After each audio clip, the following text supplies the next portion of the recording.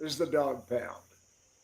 And artificial intelligence, AI, a voice talking to you on the telephone. You get a call, and all of a sudden you're talking back, and you realize hey, this is a real person. If you AI, realize it anymore. AI is the buzzword. The National Dealers Association convention. Everybody talking about AI. So our panelists today, we're going to talk about: is it real? Do you need it? Why do you need it? Does it work? Who do you go with? And we're going to start out with from Florida today, Denny Hodges. Hi, Denny. Hey, how's it going? Where are you? Who are you with? I'm with the Dyer Auto Group. Fantastic. And what city? Got stores in Lake Wales, Vero Beach, and in Fort Pierce. Oh man, beautiful Florida. So you're using AI in your day to day work. Is that true? That's correct. Fantastic. And let me see this new title here. The Duchess of Sales Process. Ooh, the Duchess. From the Horn, Some kind of from the Horn Automotive Group. The director of marketing for what, how about 25 stores, 30? 476. we're buying all the time. We're adding that. April Simmons. Hey, happy Tuesday, y'all. Obviously, this is a really hot buzzword topic, so I'm excited to hear all the different perspectives. And okay, from 66 Auto Mall in New Jersey, no snow today. Andy Garcia. Hi, guy. Hello. Hello, everyone. What do you do, Andy? Parts and Service Director of 3 franchises, and we are currently with an AI. This will be our second AI in the past 18 months. And you're using it for service applications. Service and parts, yes. Fantastic. And the owner of Connect AI, just fresh out of retail, he stepped out there and started his own company. My friend, Jared Kilway. Hi, guy. Jim, how are you, buddy? Always good to see you. You know, you got to know what you're talking about if you're bold enough to come on my broadcast with a t-shirt. It'll be like the walk around, Jim, like back in the day where you taught us all how to do a walk around the right way. We're just doing it with AI now. That's all. Fantastic. The AI walk around. We'll talk about that. And the queen of BDC, the woman that knows everything about business development centers, phone conversations, connecting with customers on every modality. I couldn't get that woman today, but I did get Bobby Harris. You know what? I'll take it. I'm always learning and growing, just like everybody else. I'll take it. Glad you're here, kid. Thank you, sir. And the Empress of Productivity, Jennifer Briggs, the most executive, intelligent woman in the car business. Hi, kid. Hey, Jim, how you doing? Well, are you ready for AI? I am. I guess it's appropriate that I had the title switch to Empress of Productivity on an AI show. So, yeah. Well, what would you prefer? Well, I thought it was the Empress of Executive Management, but it's okay. We can switch it up because it fits for the I did topic. switch it out just a bit because of the AI show, but okay, if you want me to go back to executive management, I will. Well, I guess the question would be, is it productivity if it's a machine? Or is productivity only tied to human effort? So maybe that's a good way to kick it off. Look at Jennifer getting technical already. Where's Max? Oh, fantastic. Okay, let's start with Denny Hodges. Denny, what are you using? Are you using Connect AI, I take it? Jared? We are. So we're using Connect AI at 2 stores, and we're using the Impel at the other stores. Okay, that's good. So you got two different vendors. Yep. And I've used Conversica. I've used the VinSolution side, and then the eLeads. So I've used several. Okay, well, tell me, what does AI do for you and your dealerships? What I really like about the AI is it picks up where we drop the ball. There's so much that, as you know, you're on the phone call with somebody, you're out on the lot with somebody, lead comes in, questions need to be answered. AI is the one grabbing it right away. Where us as humans, unfortunately, we can't work 24/7, and it picks that ball up, and it does it at a fraction of the cost of what it would take to staff somebody 24/7. So, as I dubbed Jennifer the Empress of Productivity, so it improves your productivity. Is that what you're telling me? Yes. So, when the lead comes in, how does the AI respond? It responds immediately, and it responds based on what the lead is. And the one thing with Connect AI, and I've worked a lot with Jared on, you can customize it depending on where your lead source is. Okay, fantastic. How are you using it, Andy? I use it for the service department to make the appointments and to direct the call to service advisors. I'm sure that anyone here can grab 10 dealerships in the area and call them, and 9 out of 10 times it'll just ring. This AI is 24/7, can handle 200 calls a minute. It makes the appointments. It refers the customer to our own receptionist if they want to get a hold of an advisor. It sets the appointments. It's in our system, the current system we use, we can tailor it to the store. Let me ask you a question. Are customers tripping over it and having a problem with it? Does it have its glitches? So some customers like to talk to a human. And our system currently, all they have to say is speak to a representative and it transfers. Okay, so this is Auto Service AI. That's the company you're using? Auto Service AI, yes. At today's age, think about the old style. If I'm on my cell phone, I'm driving my car, hands-free, whatever, I call a dealership, what's the first option you get? Press 1 for sales, 2 for service, 3 for parts. I'm driving. Now I got to pick up my phone and dial a number where the AI takes all that away from you. You can speak to it, tell it what you want, and move forward. We're very happy with the AI. We know it helps. We know that customers still need to get used to it.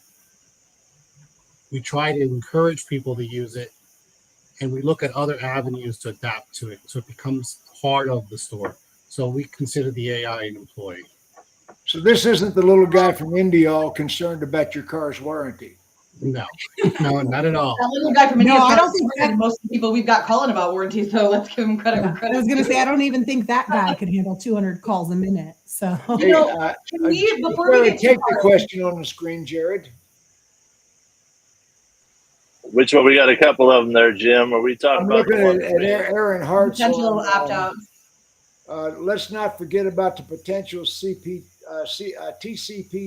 DNC, and opt-out feature compliance issues that might arise with AI. And he's talking Hey, about that's a great. Yeah, I'll grab that one, Aaron. So that's a great question in terms of being TCPA compliance. That is something I work with all the dealers on when you're shopping for an AI, even whether it's ourselves or somebody else you go with. You have to be aware of this. So it starts with the beginning. TCPA. He's got it spelled out right there. It's the go ahead. Telephone Consumer Protection Act. Yeah, okay. It's what causes us all the problems with texting back from 2013, I think, is when they changed the language. Mm-hmm. Correct. So the one thing to look about when it comes to that compliance standpoint, it's where is the data coming from and how is the AI engaging and reaching out to? For example, if you audit your lead sources, which we as an industry don't do a great job at, and we audit those providers. Go, for example, right now and look at a couple of your third parties that you may be buying leads from. Gurus, Cars, Auto Trader, etc. Go look at the language before the guest hits submit and fills it out. It is all TCPA compliant language for texting. So they have, in essence, opted in already with you as the dealer because it's your VDP, as well as with that provider at that point. and into the point where even the language that's included into that from a compliance standpoint includes robo dials, the old school way where you sign up for something that dials 500 people outbound in 30 seconds to get them on the phone. All of that language is included into that. So part of it is, okay, we know third parties are covered, but what about the remainder of the dealers? So part of going live through implementation, like we went through with Denny, is making sure lead forms on the website have similar language to match up. Making sure your ROs that when their customers are signing off of those in store, making sure your language has that legal element to make sure you have the ability to text. Make sure your part of your sold packet and your forms in your packets for your sold deals includes a language sheet to be able to reach out to them. So you have to take a step back to take two steps forward by doing an audit to see where you're covered, where you're protected, and where you're not. And then, just like we used to do in Google Analytics, set an event tag of this happened this date. This point moving forward, we know we have compliance to it, and we're good to go. Fantastic. Bobby, Yeah. take Jeff Schreier's question. Do you see the difference between Connect AI Yes. and Vin AI? Okay, I love this question. I'm going to give just a quick overview first, because as usual in our industry, we tend to take words that are buzzwords and we blend them. The reason everybody is talking about AI right now, truly really talking about it, is because of ChatGPT, and that is not the same as what we're talking about today. So I want to be real clear with everybody that that's not the same thing. AI is a language model. That's the underlying technology that powers it. So think about the language model as the engine, and think about the chatbot or an industry product you're familiar with as the car, right? A language model sifts through the data. The AI we are familiar with, thinking of chatbots or current industry products, they've been around for a while, and most of those are tailored towards specific tasks, like chats, answering email, alerts, things like that, things that we're talking about today. ChatGPT is much more sophisticated thanks to a widespread data that it's trained on. So websites, spools of data, et cetera. It's part of a growing field that's known as generative AI, meaning the difference between generative AI and the AI that we're familiar with is that generative AI creates content and has the ability to handle specifically tailored tasks. So is there a difference between Connect AI and Vin AI? Absolutely. They're not the same product. They just both have an AI at the end. And both of them use a language model to process the data that's used in their product. They're not the same. So don't let that confuse you for our listeners as you're learning these things. I can put the AI at the end of any product that I use if I want to, as long as it's smart enough to have a language processing tool. That doesn't make it true AI the way that you're hearing this buzzword everywhere. Fantastic. Hey, Bobby, Yeah, can I jump in on that, Jim? yeah, Bobby, go ahead. that's a thank you, and that's a great generation of it. But the one thing I would say is when we do have conversations with dealers, we need to ask that question. What is the AI model being trained on? Because so many different generative models that you're speaking about are trained on non-automotive exclusive parameters and conversation data. That is a big piece to it. So if you think about AI that is being utilized for hotel and travel industry, and they're also utilizing that to be running on a conversation to a guest who wants to buy a new F-150. That language of a question, they could be similar, but it could completely butcher the answer with a guest on the F-150. So that is the one thing I will say we do is we don't use any outside NLP or machine learning. We run everything on our own data to produce automotive focused exclusive conversations, which is the exciting piece that right now, besides us in the text communication AI platform, nobody else is doing. But I do know some in the voice side are using their own model data that it's exclusive for automotive as well. So that's just a question with that. Jennifer, I'm going to tell every dealer on this call and every vendor, I'm going to warn you that the next person that I see post some bullshit like we have a ChatGPT product, I'm coming after you publicly the same way I did when I was at the dealership and got awards for it, because it's not true and it's a lie. And ChatGPT is a product based off of AI. It's not something that's incorporated into any tool that I'm aware of in automotive at all, unless you're a billionaire who's, I don't know, Elon Musk, who was an original co-founder who stepped down, the head of LinkedIn, or, Microsoft. But I don't think any of us are competing in that space. Jennifer, jump in here a second. Well, I think definitely, and again, based off of the different types of models, and this was a heated topic as us girls were together on site with a dealer last week as far as what the difference is. But what the real question is, and I think what Jared just said, text versus voice, because we have different needs for this in the store. And if you would have asked me 7 years ago, and when Dave Murad first came out with Conversica and did ask me, I was like, there's no way your little chat bot can do better than my fully trained internet staff. Now, I know not every dealer has the capability to say that. And as I've grown more and more in my consulting base, where we're managing a lot of buy sells and a lot of messy databases coming over, I do see a lot of value for wading through those records with an AI tool. But I will tell you, the tool that Andrew is using, I saw it in ADA and I was so impressed just because of all of the CSI issues that I help manage with my service directors and service managers. Now that is strictly a service AI, correct? No, it is started as service. They are starting to roll out, but it is primarily based for phones, where Jared's tool is text. So, but it's all about data and what it's listening for. And what Jared said, as far as our language being different in automotive, it has to be able to identify and parse that data to be able to give a response. One of the things I thought was incredibly interesting from a director of operations standpoint was that with auto service AI being phone-based, if my advisors don't return that telephone call, I can create an escalation plan. For the AI that is answering leads and helping to go through that, we can create an escalation plan. But we haven't had that so far that I know of on the service side with phones. And I will tell you, again, listening to CSI issues over and over again with clients, it's huge. So when we talk about productivity, whether it's in parsing through, a database for a store that you just bought, whether it's handling leads right out of the gate so that the consumers don't have to wait, or making sure that every single one of your service customers gets responded to, I'm going to say what I say all the time: identify the issue that you are trying to solve before you go searching for a product. Okay, let me get Denny in here a second. I want to change the direction this broadcast is going a bit. And I want to get back into Denny. Tell me some success stories. Well, one thing I really like about the Connect AI especially is when it reaches out to the customer and they set an appointment, it will set a phone appointment with the customer. It'll call the store. My salesperson will answer and press 1 to let them know that they're available, and then it will connect the customer. Kind of like back when I was in the military, right? Whoever's the highest rank is the one who holds the least. So that customer has no hold time. It's directly from my team straight to that customer. And then if that salesperson's not available, it rings to every salesperson and first come, first serve. So how's that working for you? I love it. That's great.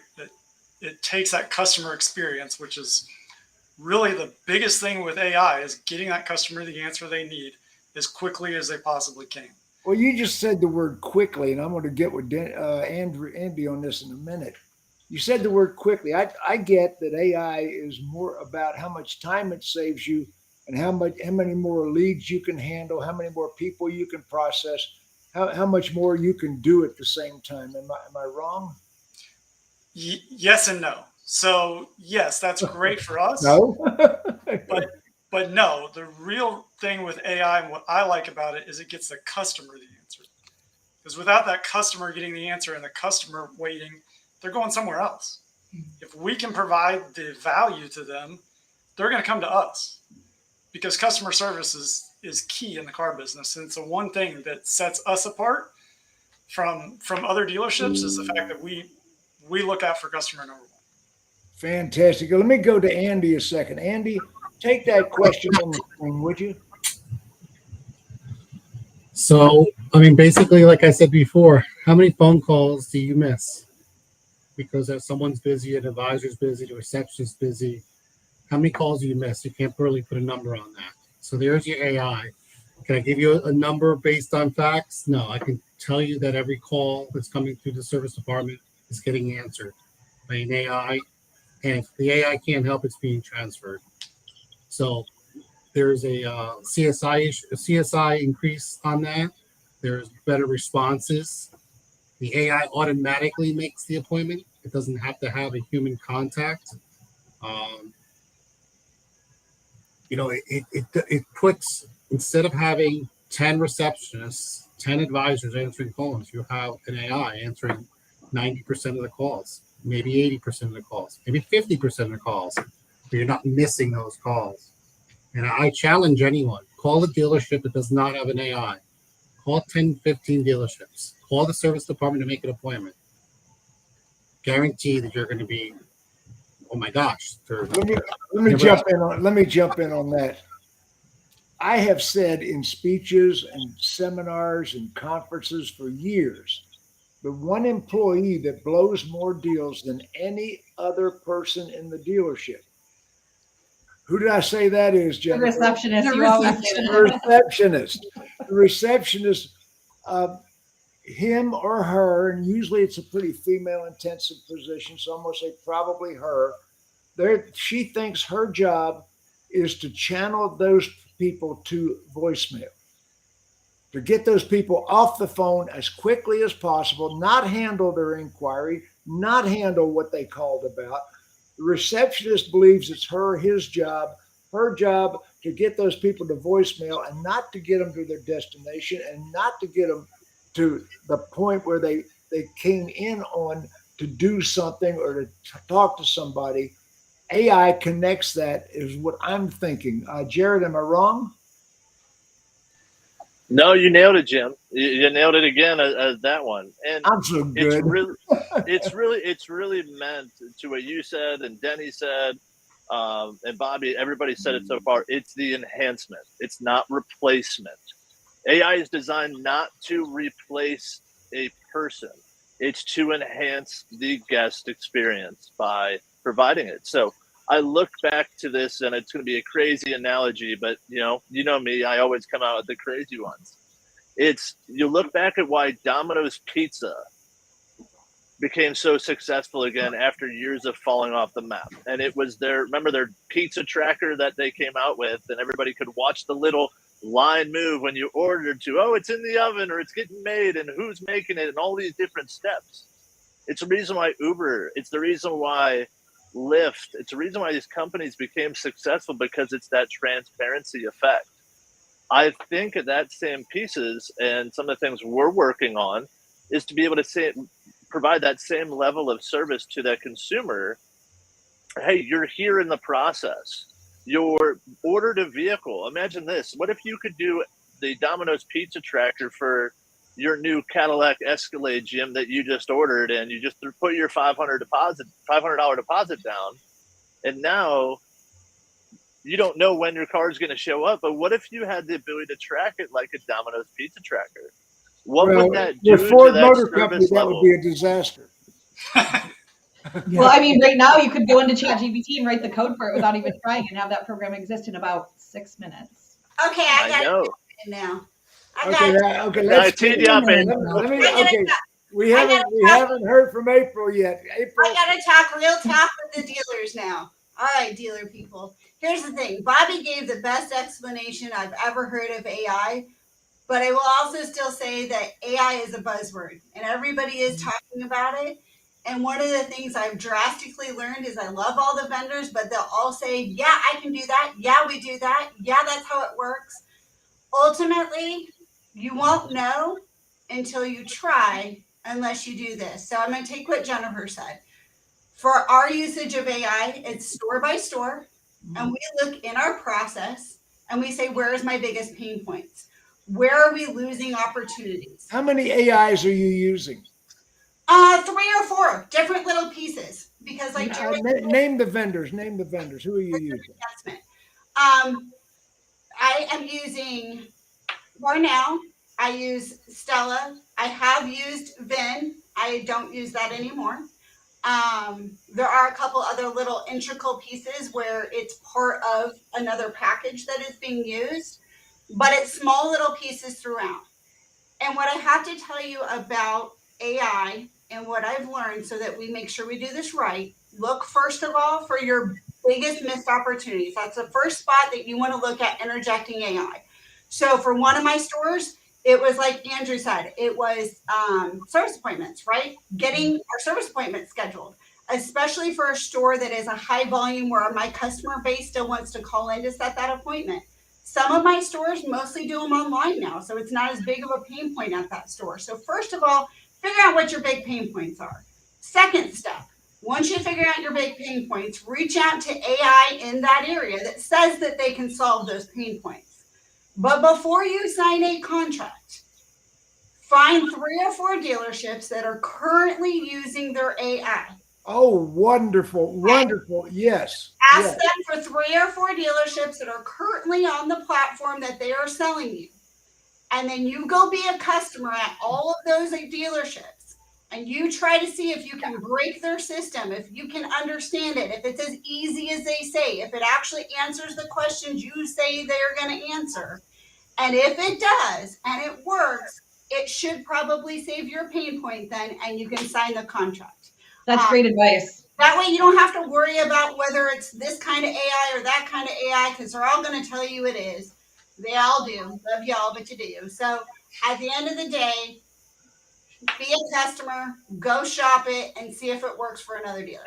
That's great advice. I want to just add something real quick to that. On top of that, I want everybody to remember that that AI is a language modeling tool, which means just like a human, but way smarter. It gets smarter as it learns the language and grows. So what doesn't work today is likely to work as soon as tomorrow, the more data that it has. So while you're doing this experiment, know that a product might be the right product to fill the pain point that you're looking for and solve it, but it may not be ready yet. On the flip side, the ones that are ready the fastest and the ones that are going to solve the majority of the pain points for you are going to increase in price astronomically.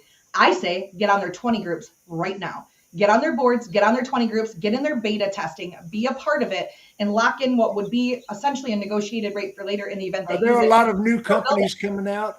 A lot of new companies? Oh, absolutely. I mean, Wall Street put out this article the other day that I loved. I'm obsessed with this topic, if you can't tell.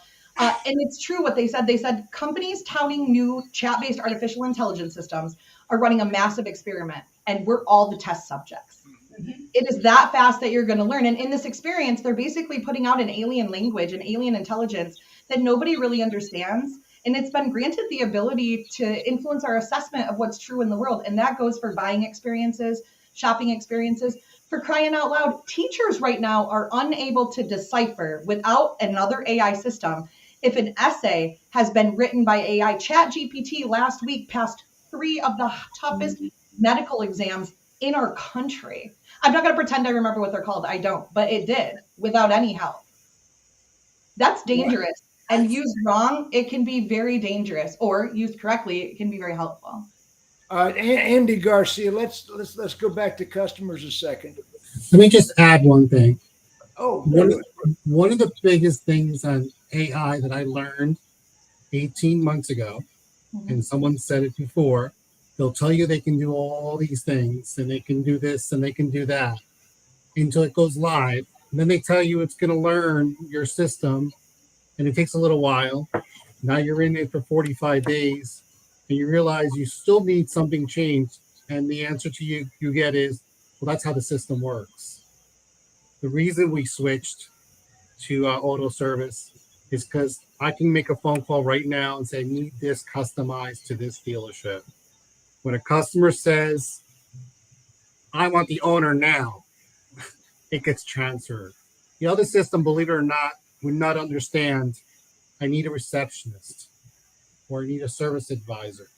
It didn't understand. It kept on asking the same question. Would you like to make an appointment?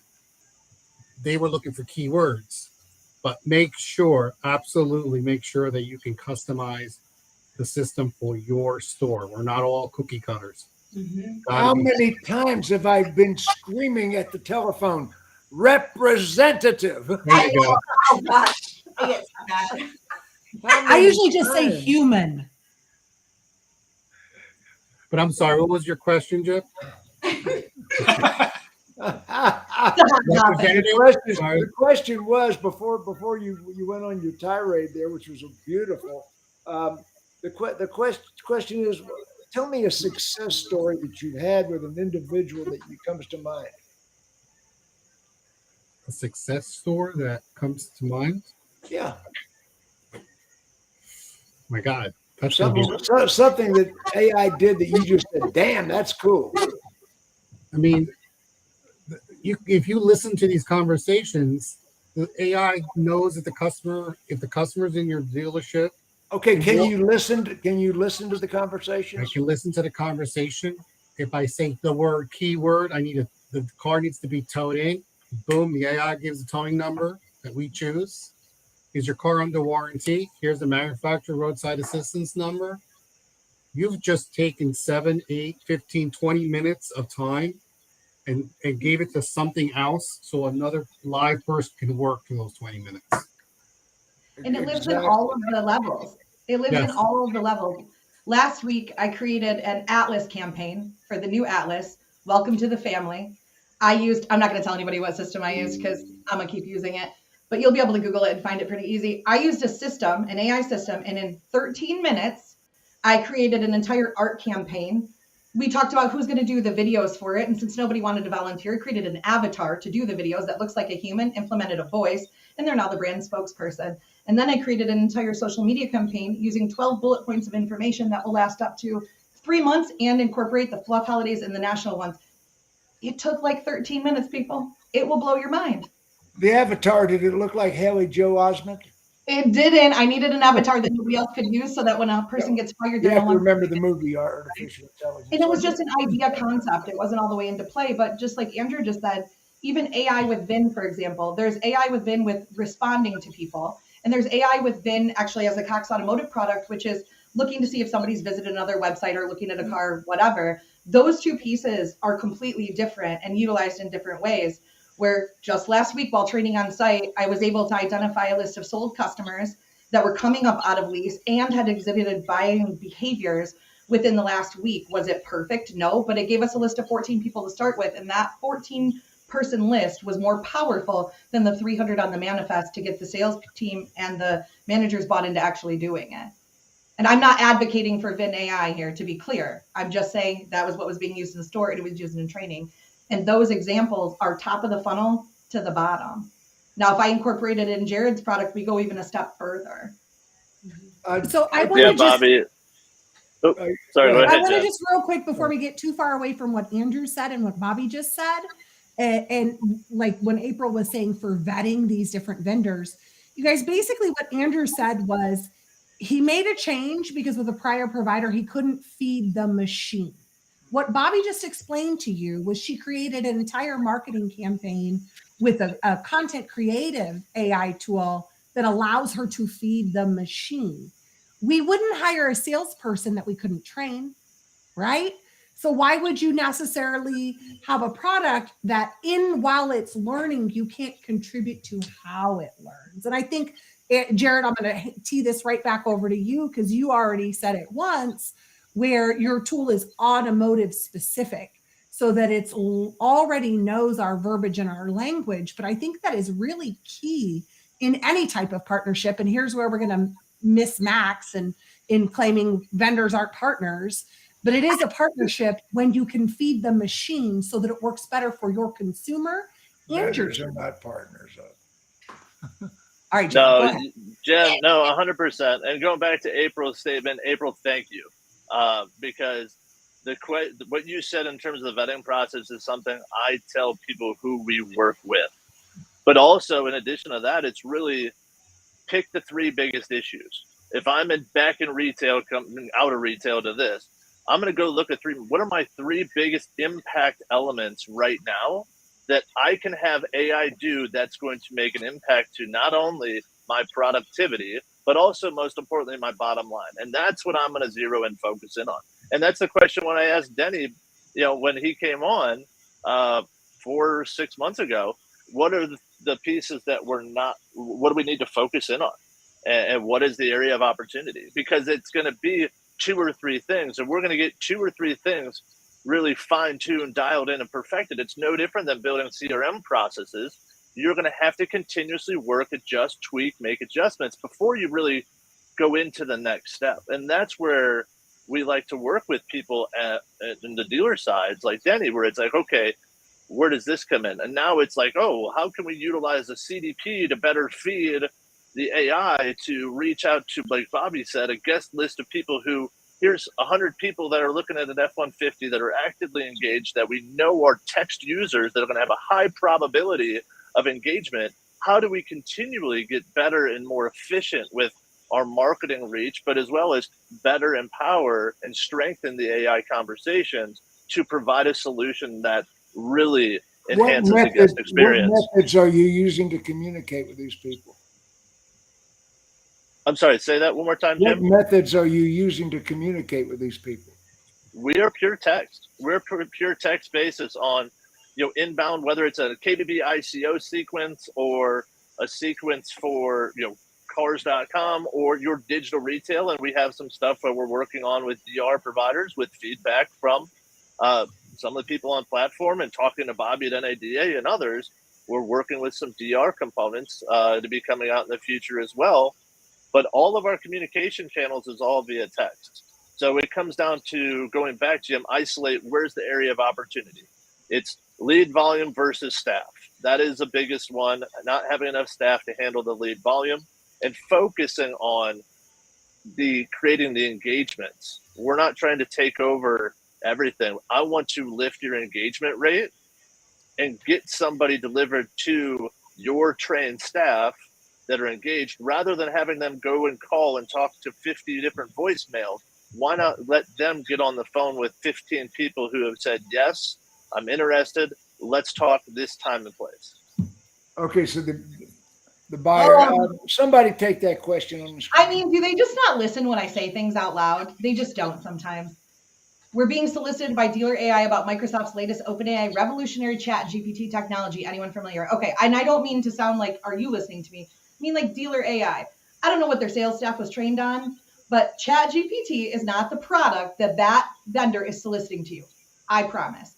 Do me this. Ask them to put it in writing. Ask them for the legal contract that says that it's a chat GPT product. And then also, it doesn't really matter if it is. It doesn't make it better or worse. It's just different, and I don't want you to get lied to.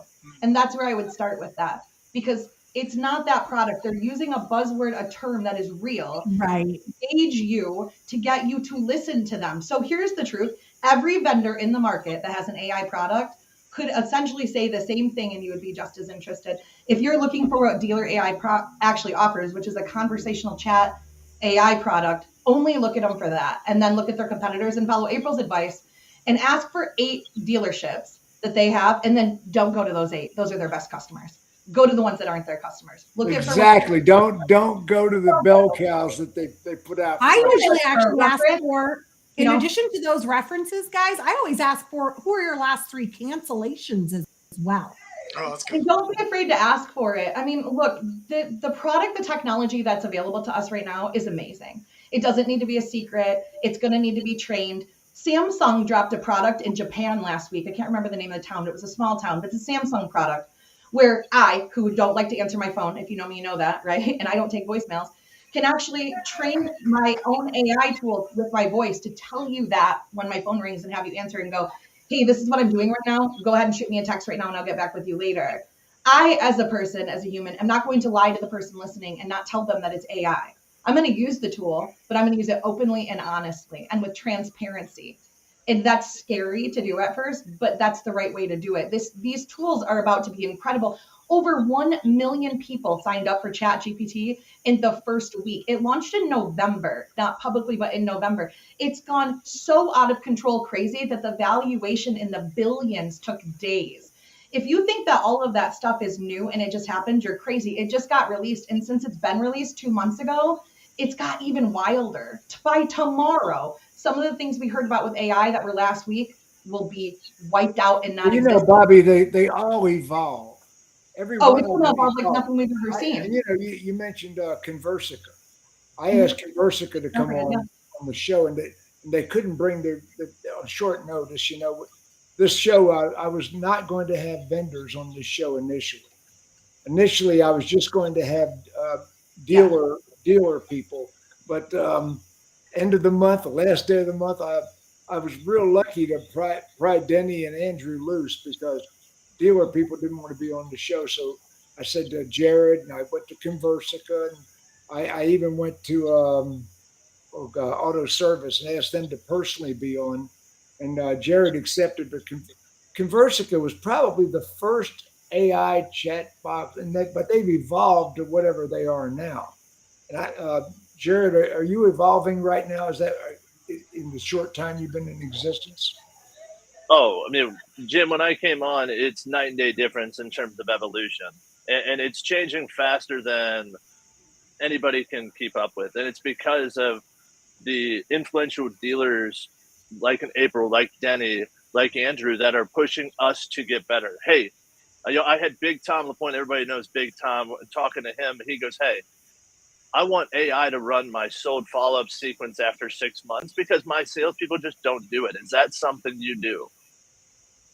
Or, hey, you know what? The birthday phone calls out of Vin Solutions that no salespeople make, but is valid and is an important task. Can you automate this? So it's going back to what Bobby was saying with the conversations and the models.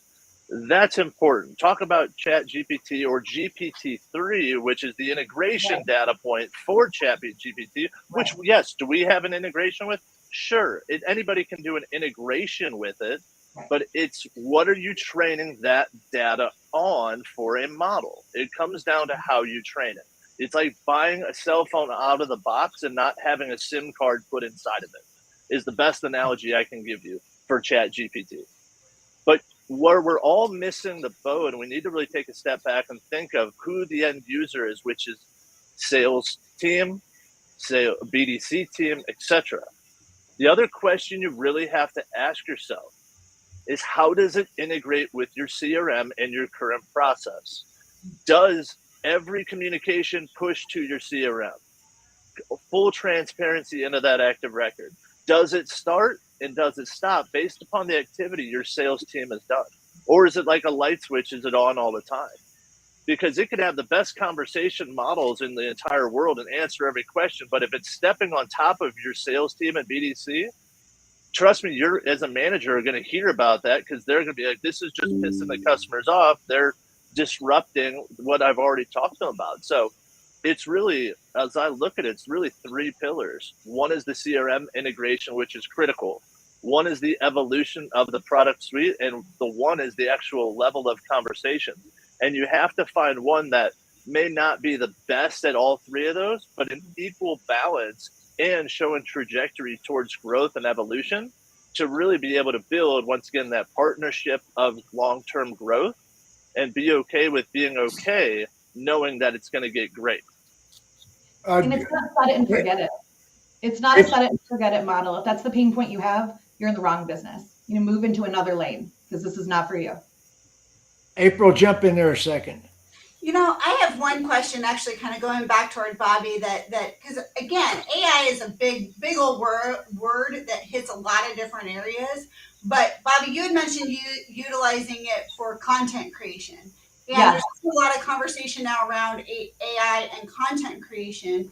And I'm just curious on what your take is on whether or not the Chat GPTs of the world are going to create duplicate content if we're going to go into the SEO world, and if we're going to end up having a massive amount of people paying now for duplicate content that's going to end up hurting them with Google. So that's a great question. It's worse than just duplicate content. Yeah, it's a great question, but I give it with a warning. I give the answer with a warning, and that with what little we know right now, even Google is coming out saying, oh, there's no competition for SEO, but then they pre-launched a product that wasn't ready and devalued their stock. So clearly there is.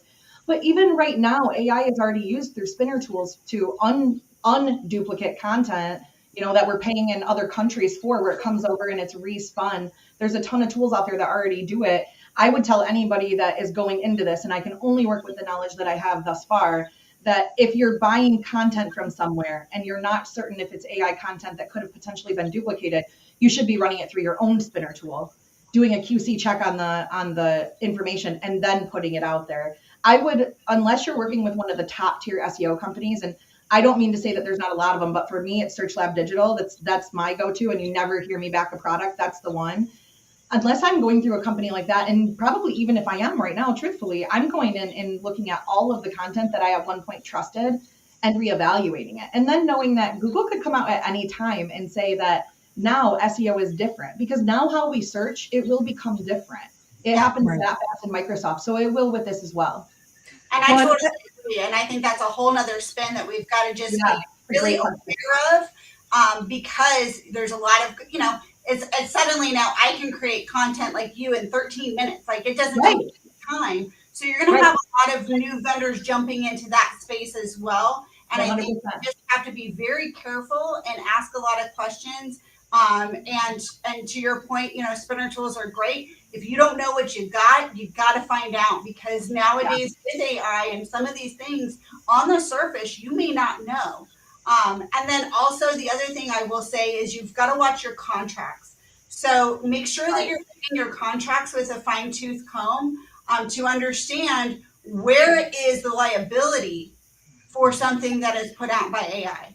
Because if they do mess up, if they do break rules, it's not a person you're going back and punishing. Where does that liability land? And so I think that's the other side to this equation as we move into these new waters that we all need to be just conscientious of, because I'm not sure if anyone has, AI insurance yet or not, but I think it's something we got to think AI about. insurance. Oh no. Right. Okay, let me go to Denny. Let Yeah, me go there's to your next Denny. business. Let me go to Denny a second. Denny, So- did you shop for different AIs when you ended up with Connect? I did, but I want to add one thing to this before answering your question and kind of going there. One thing for dealers, AI does not replace the knowledge that the person has. One thing you've noticed on this program, everybody here has the knowledge to understand if it's doing the right thing or not doing the right thing. So don't go look at this for a replacement of something you don't have. Look at for something that you've got a pain point that you can expand upon. So it's not going to replace the BDC. It's not going to replace somebody who knows how to handle a phone. It's just going to help. So that's one thing I want to make sure. It's not the expert. We still are. So you shopped. Did you have another? We don't want to name a vendor. Not yet.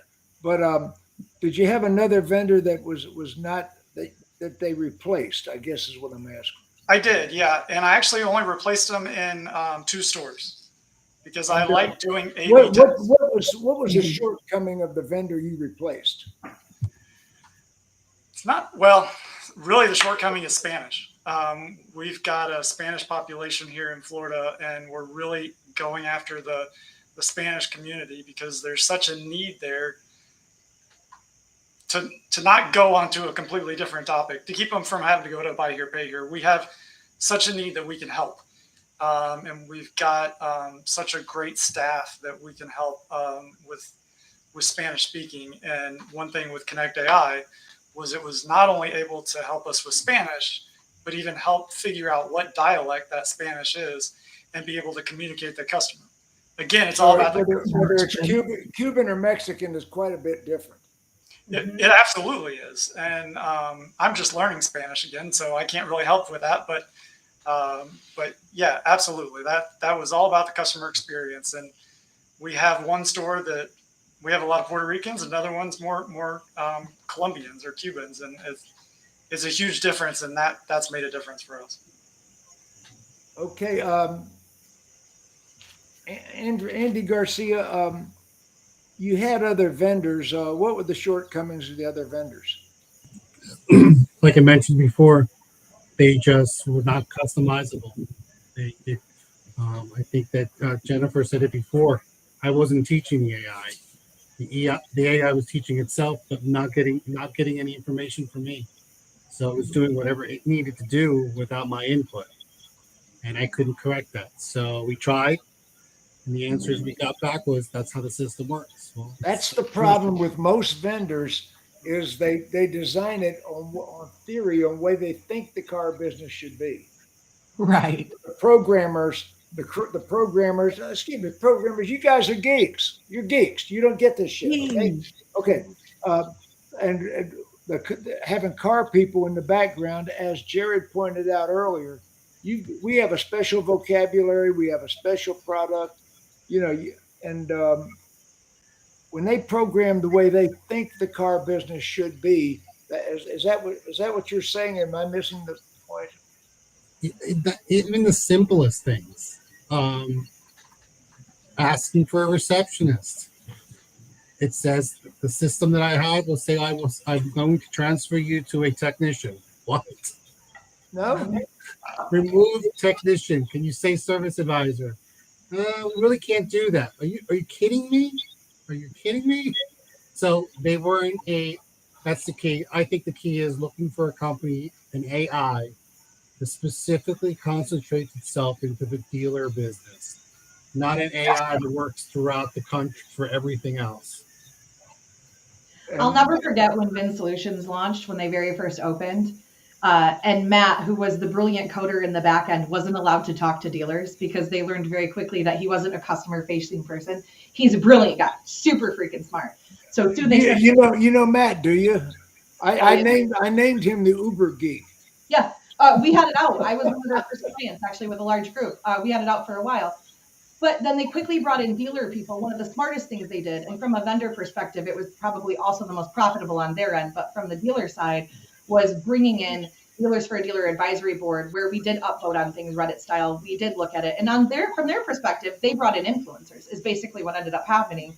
So smart, but it built that product to what it is now. And say what you will about Vin and the crashes they have and whatever else, but they have a completely granular product that can be customized in each store. And it took that many years to get to that. This is why I say join the advisory boards for these products you're looking at, people. If they don't have an advisory board, they're probably not ready for you to join it yet because they're probably still in the stages of doing one or two things. One is what Andrew said, we can't do that. And two is, you know what, that's a great idea. I bet our development team can do that. I bet they can't, and you're selling a product, but that's cool. Dealer advisory board, if you're on it, will give you truth into a product and it'll give you the ability to help propel the product, meaning teaching the parts that we don't get to teach inside of the store. And Jennifer, jump in here. That encourage it enough. Hey, they don't let me talk to the programmers, even though I write 4 languages. I'm not allowed to speak to those guys because I'm too car guy abrasive, I guess. But there are a couple things that I want to just include because we are talking about 2 different types of AI. We're talking about the language and the chat bots that are helping, whether it is in a text way, in a chat widget on your website, or through a phone conversation that's parsing through the keywords that are coming in. And we have also been talking about the chat GPT and some more content creating. And it's so funny, somebody had asked about the dealer AI. So of course I went to their website and the top thing it says is it's a chat bot. So I know everybody is trying to stay up on this buzzword, but you've got to understand what one you're doing. In April, it was real. So I sit on a Google Business Product Advisory Board, and I will share with you guys that our entire quarterly advisory meeting was centered around ChatGPT and AI and how it's going to affect businesses all across the country. How I got invited to that realm of Uber geeks, Jim, I just don't know. I'm just the lone car guy sitting there trying to give my input, right? And the Uber geek was Matt Watson. I know. So April, it's so much friend of mine. Content because what it's going to return is the best answer that it can find, not necessarily the correct answer. And so as we're talking about it, that's why it's so important in any application, whether you're utilizing like Jared had said, an integrator for your chat bot to talk to an AI content generator to come up with answers, because it seems like that's what this company is doing. If that user is still watching the show, they've created some type of connection to be able to give a wider range of responses in their chat bot. But who's checking those responses? Who's verifying it? Who's QCing against it to make sure that it is accurate? So again, Andy Garcia is. Of course Andy is. Andy's on top of it. The question, because he has a product that lets him feed the machine. So he's making sure that it's correct. And that's why that's so important.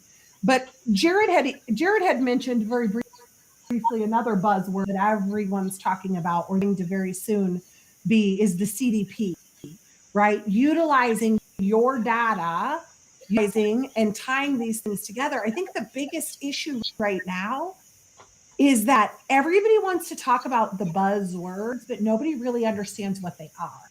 And is it really truly artificial intelligence? Or if I'm wrong, when Vin has its behavioral data one, that was automotive intelligence, which that was really cool because looking at the different behaviors of the consumers in your CRM across the www was quite interesting. But the number of leads we were able to mark lost because we saw Sweet 16 vehicle posts that had brackets from competitors was quite interesting using that tool.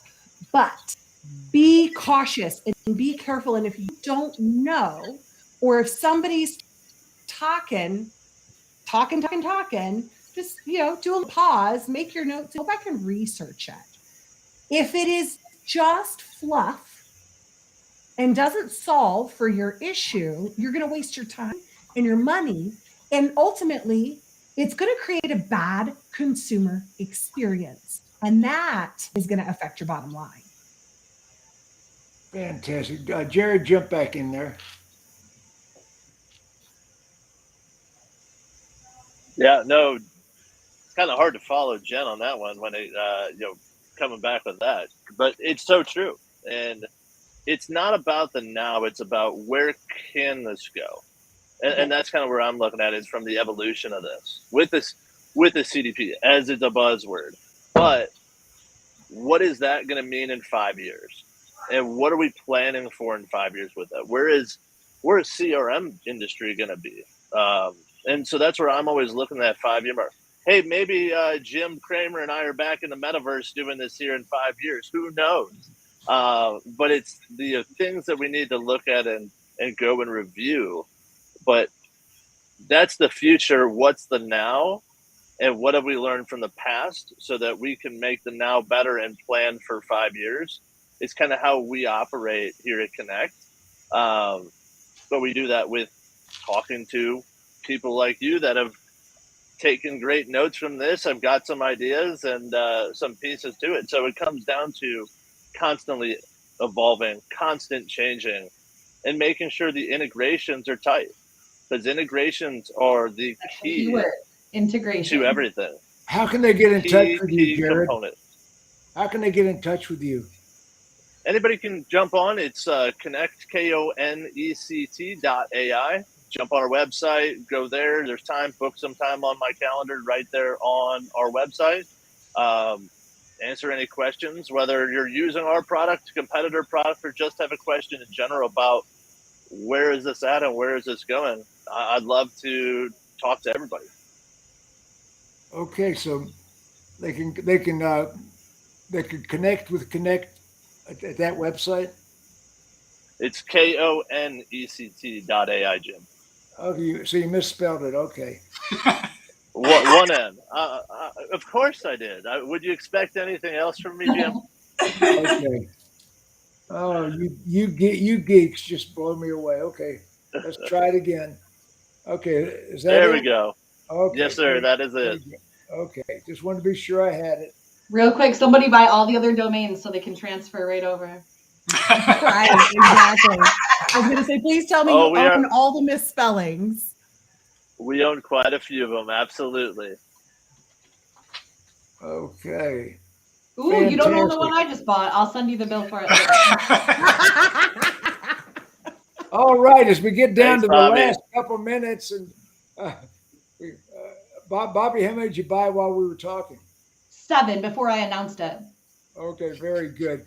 All right, as we wind down the last 1 minute of the show, Andy Garcia from 66 Auto Mall in what city in New Jersey? Neptune, New Jersey. Neptune, New Jersey. I've been to your showroom, Pat Sassone, your dealer junior. Pat Sassone, Paul Sassone Jr., good friend of mine. I've known him for many, many years. Thank you for being on the show. And my pleasure.